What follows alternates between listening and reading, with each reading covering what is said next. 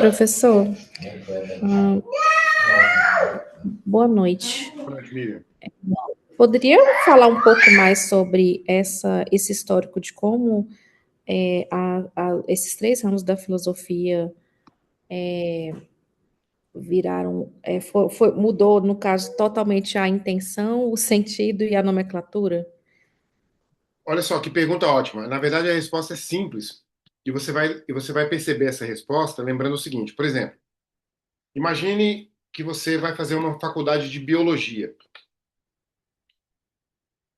Você vai lá, faz vestibular, biologia, passou e entrou. Uma das primeiras matérias que você vai ter na faculdade de biologia é filosofia da biologia. Você faz, por exemplo, educação.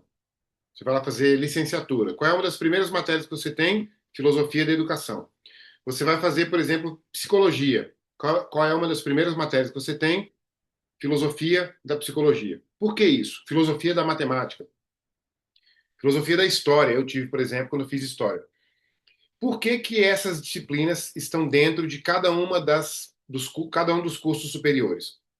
Porque, veja, olha, isso aqui é muito legal, essa resposta é ótima. Essa pergunta é ótima, a resposta é porque a resposta não é minha, claro, mas veja que interessante. Tudo que você pensa, tudo que existe, tem perguntas que a gente chama de perguntas fundamentais.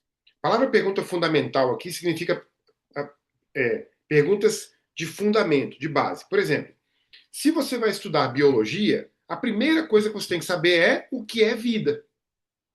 Bio significa vida, logia, estudo. Se eu vou estudar biologia, a pergunta que eu não posso dar nem o próximo passo, eu não posso nem passar para a próxima aula, para a próxima matéria, sem saber o que é vida. Por isso, pressupõe-se um estudo da filosofia da biologia. O que é vida? Onde nasce a vida? Para que serve a vida? Todas essas perguntas. Tem uma palavra melhor, tá? Estou procurando aqui. É uma palavra melhor do que perguntas fundamentais. São perguntas. Geralmente, os livros de cosmovisão tratam dessas perguntas. Eu esqueci qual é o nome, tipo de pergunta. Poxa, são perguntas. Perguntas. Não vou achar aqui. São perguntas base, sabe? Perguntas, pressupostos e tal. Então, não tem como tratar da vida sem saber o que é vida, concorda? Não tem como tratar da história sem saber o que é história. Não tem como tratar da educação sem saber o que é educação, para que serve, de onde vem, para onde, né? Qual o objetivo, qual o propósito. Então, quando se chegou à conclusão de que cada uma dessas disciplinas separadas ainda assim precisavam dessas perguntas fundantes, fundamentais, aí sim a filosofia passa, perguntas fundamentais, basilares, aí a filosofia passa a ser destrinchada, desintegrada para várias áreas. Então, por exemplo, um curso de letras, filosofia da linguagem. Um curso de ciência política, filosofia política. Por exemplo, o que é um regime? Qual é o melhor regime? Para que serve um rei? Para que serve uma democracia? O que é democracia? Essas perguntas não são perguntas de ciência política. O que é vida não é uma pergunta da biologia. Ah, ah, o que é história não são perguntas de historiografia, de história. São perguntas filosóficas, eminentemente filosóficas. Então, isso responde a sua pergunta por que a filosofia foi desintegrada. Mas aí você teria que perguntar também por que as disciplinas foram desintegradas. Aí a resposta é um pouco mais pragmática, mais prática. É, por exemplo, quando você, na modernidade, uma das marcas da modernidade e não só da modernidade, antes, por exemplo, Francis Bacon é um deles, né? Aquilo que a gente chama de é a pergunta prática, o para que serve? Como que eu uso isso no meu dia a dia, na prática? Por isso que me incomoda um pouco, e assim, eu estou sendo honesto com vocês, mas eu sei que todos vocês fizeram essa pergunta para mim em algum momento.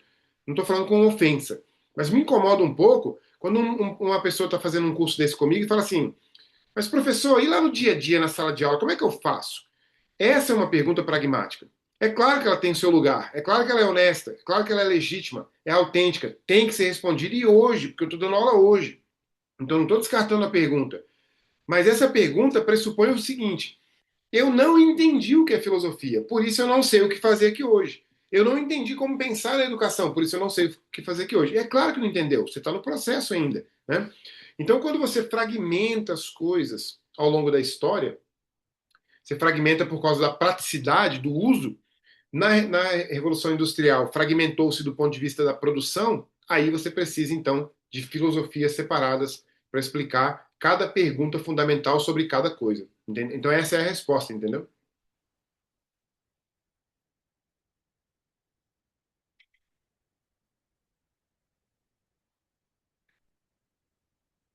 E, na verdade, essa explicação também, ela faz com que a gente fique um pouco mais tranquilo e pense assim, ora, se existe uma filosofia da biologia, e também existe uma filosofia da história, a biologia estuda o homem, a história é a história do homem. Então, eu estudo filosofia moral. Eu estou estudando o homem, seu relacionamento com a história, com Deus, com o próximo, com si mesmo. Então, eu já estudei filosofia da história, filosofia da vida, da biologia, dentro da filosofia moral. Então, é como se você pegasse, que veio colocando aqui uma imagem, como se você pegasse, por exemplo,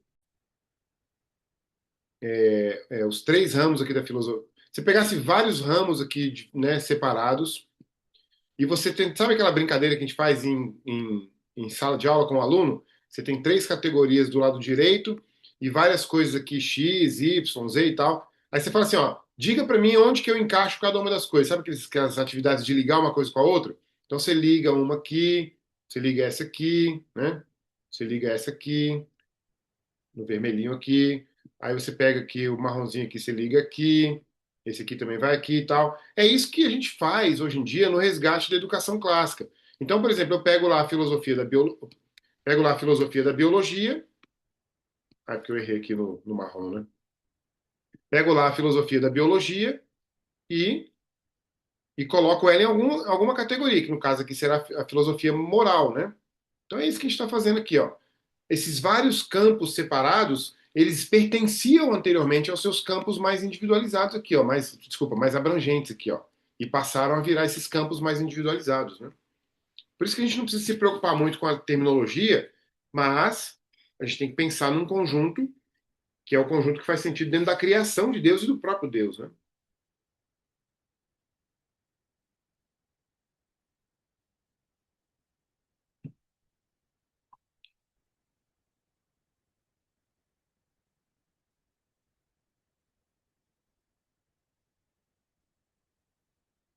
que mais que vocês puderam pensar aí durante essa aula? É uma aula um pouco mais difícil, né? Uma aula um pouco mais a terminologia um pouco mais complexa, um pouco diferente daquilo que a gente usa no dia a dia. No final das contas, eu acho que o que é mais prático para vocês no dia a dia na sala de aula é lembrar que na, Richard Weaver, inclusive, vai dizer isso naquele livro que eu citei para vocês aqui hoje. Nada que existe materializado, e quando eu digo materializado, eu estou falando, por exemplo, até mesmo uma fala, né? Uma fala é uma. Aliás, vou até mudar. Nada que é expressado ou materializado, até vou começar diferente. Tudo que é expressado, tudo que é materializado começa na mente. Se tudo começa na mente, então o que eu preciso pensar é: eu preciso pensar corretamente sobre todas as coisas e eu só poderei agir de modo eloquente, correto, virtuoso, se eu souber pensar de modo correto, de modo virtuoso, de modo adequado. Então é por isso que essa aula é importante, por isso que a filosofia é importante, né? Filosofia acaba sendo, como modernamente a gente usa, acaba sendo o instrumento do pensamento, né? O instrumento da análise, o instrumento da verificação e assim por diante.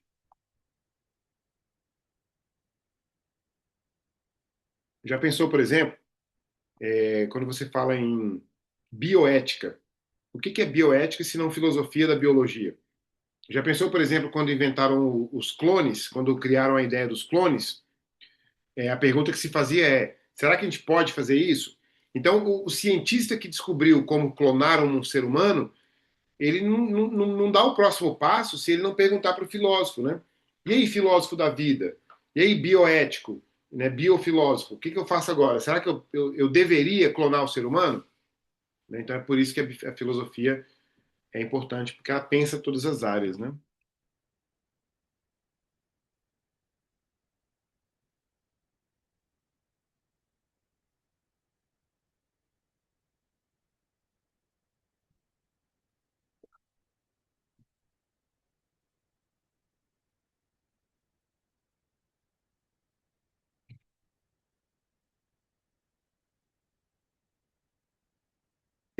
que mais que vocês têm aí, pessoal?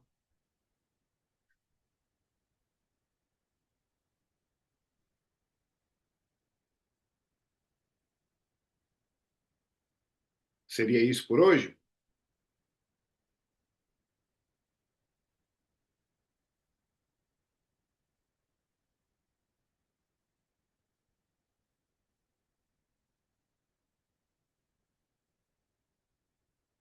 É, a Laila diz aqui que vocês estão digerindo tudo, né? Mas é isso. Então, de qualquer forma, pode ser, por exemplo, que você não tenha conseguido fazer a leitura toda e ao fazer, aí você poderá ter perguntas e aí a gente vai conversando como a gente tem feito lá no WhatsApp, lá naquele privado, né? Ou de repente no próprio grupo mesmo. E depois talvez aparecerá alguma pergunta lá também de qualquer aluno que não tenha assistido a aula agora ao vivo, para assistir depois. E aí pode ser que haja alguma pergunta, e aí, a partir da pergunta vocês podem colocar outras e assim por diante. Acho que é isso então, né? Seguimos então na próxima aula para teologia. Semana que vem então é a última. Teologia e a revisão, a conclusão. Tá joia? Então, muito obrigado. Grande abraço para vocês. Obrigado pela presença, obrigado pelos comentários aí, pelas perguntas. Que Deus abençoe vocês e até terça-feira que vem. Bom fim de semana para vocês. Um abraço.